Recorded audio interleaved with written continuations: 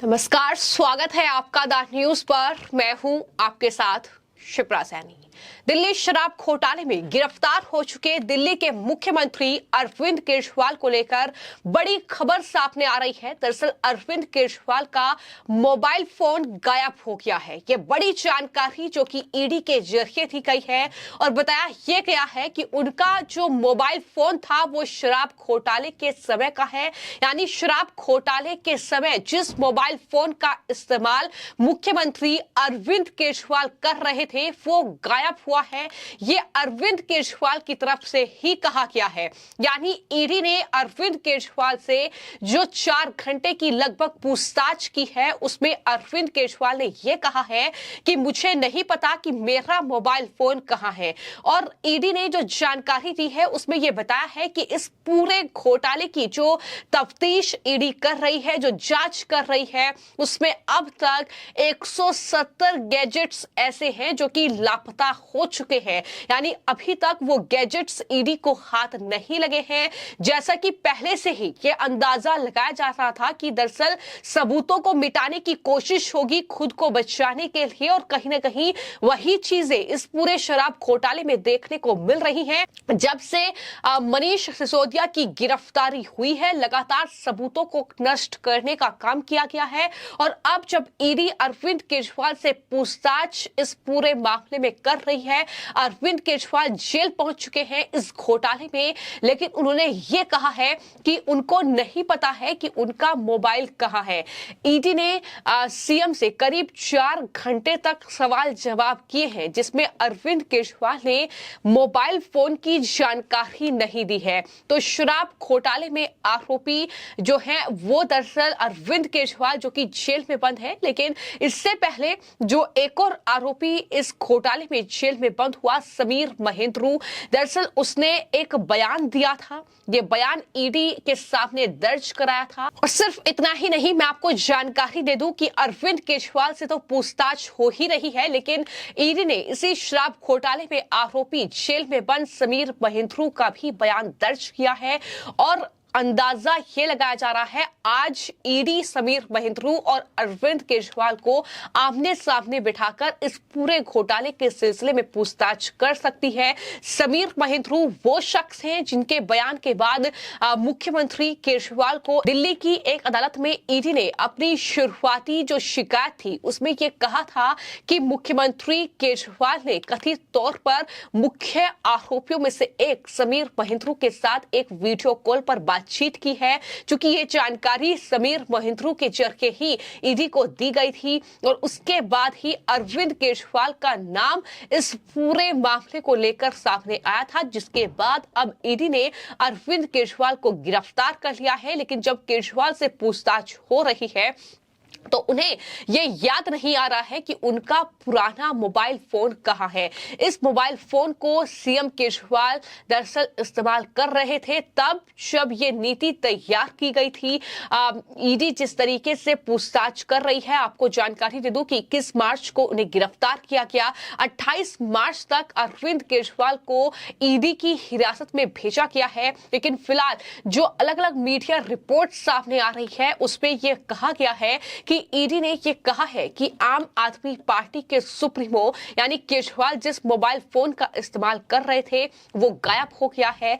जांच की शुरुआत से ही ईडी का कहना है इस केस में अहम चीजें नष्ट कर दी गई है। यानी जो एविडेंस है इस घोटाले की जो कि इन तमाम नेताओं की मुश्किलें बढ़ा सकते हैं, जो पूरी आम आदमी पार्टी की मुश्किलें बढ़ा सकते हैं, उन एविडेंस को खत्म किया जा रहा है और वही चीजें कहीं ना कहीं देखने को मिल रही है। तो वही एनडीटीवी की एक रिपोर्ट के मुताबिक ऐसा माना गया है कि ये सेल फोन ऐसे गायब होने वाला 171वां गैजेट्स है। यानी इससे पहले 170 जो गैजेट्स हैं इस पूरे घोटाले से जुड़े हुए वो गायब हो चुके हैं, जिसकी जानकारी जो है वो दरअसल ये तमाम आरोपी नहीं दे रहे हैं। इस मोबाइल फोन में जो ये शराब नीति है दरअसल इसकी शुरुआती जानकारी हो सकती है, ये ईडी ईडी का अनुमान है और ईडी के मुताबिक इससे पहले 170 मोबाइल फोन का पता नहीं चल पाया है। तो इस तरीके से जिस नीति को बनाने के लिए,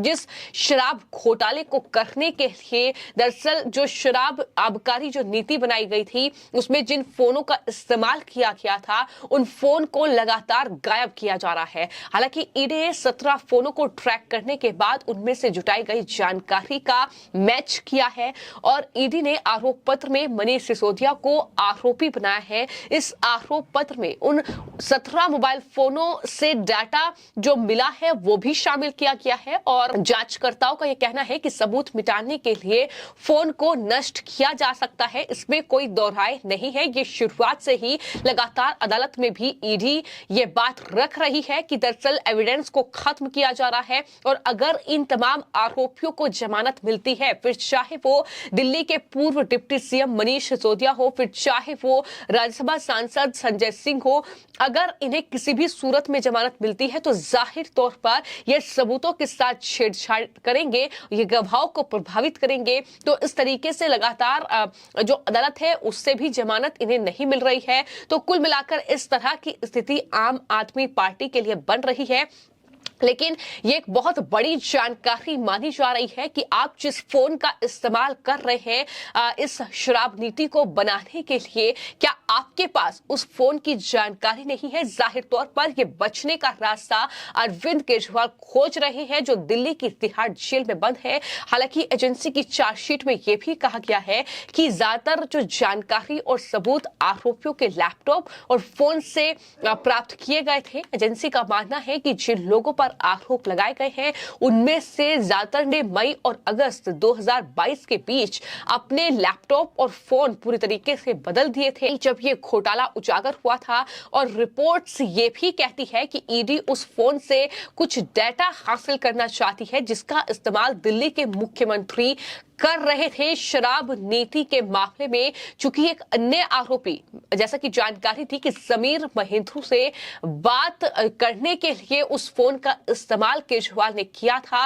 और मुख्यमंत्री केजरीवाल ने महिंद्रू से फोन पर बातचीत की थी और उन्हें यह बताया था कि विजय नायर, जो कि आम आदमी पार्टी का ही एक नेता है, वो उनका लड़का और वो उन पर भरोसा करते हैं। ये जानकारी उन्होंने समीर महिंद्रू को दी थी। और ईडी की चार्जशीट में आपके मीडिया प्रभारी विजय नायर पर साउथ ग्रुप के लिए मध्यस्थ के रूप में काम करने का आरोप लगाया गया है।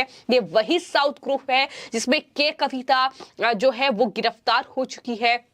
इस ग्रुप पर भी दिल्ली में स्प्रिट रिटेल उद्योग में पहुंच हासिल करने के लिए केजरीवाल सरकार को 100 करोड़ रुपए के भुगतान किया था। ये जानकारी ईडी ने दी है और दिल्ली की अदालत में ईडी ने 22 मार्च को ये दावा किया है कि केजरीवाल इस घोटाले के मुख्य साजिश करता है। ये साफ तौर पर ईडी का आरोप है और यही वजह है कि ईडी ने उनके घर की तलाशी लेने के बाद अरविंद केजरीवाल पर यह आरोप लगाया है कि वो व्यक्तिगत रूप से पॉलिसी के निर्माण, उसके भुगतान की मांग के साथ साथ आपराधिक आय में भी शामिल थे। और इस तरीके से केजरीवाल ने हालांकि ईडी के तमाम दावों का खंडन किया है। अरविंद केजरीवाल की गिरफ्तारी के बाद आम आदमी पार्टी के तमाम नेता लगातार धरने प्रदर्शन कर रहे हैं, लगातार बौखलाए हुए हैं। लेकिन कुल मिलाकर ये घोटाला बहुत बड़ा है जिसमें अब दिल्ली के मुखिया यानी अरविंद केजरीवाल ही अब गिरफ्तार हो चुके हैं। उससे पहले कई आम आदमी पार्टी के नेता गिरफ्तार हो चुके हैं, कई बड़े शराब कारोबारी जो हैं वो गिरफ्तार हुए हैं। तो लगातार ये जो जांच का दायरा जैसे जैसे बढ़ रहा है, गिरफ्तारियों का दौर बढ़ रहा है। लेकिन इन सब के बीच ये कहना कि उन्हें अपने मोबाइल फोन की जानकारी नहीं है, जाहिर तौर पर या तो सबूतों को जानबूझकर नष्ट किया गया है या खुद को बचाने के लिए इस तरीके से नए नए हथकंडे अरविंद केजरीवाल और उनके नेता अपनाते नजर आ रहे हैं। फिलहाल आपकी इस पूरी खबर को लेकर क्या राय है, मैं कमेंट बॉक्स में जरूर लिखें। धन्यवाद।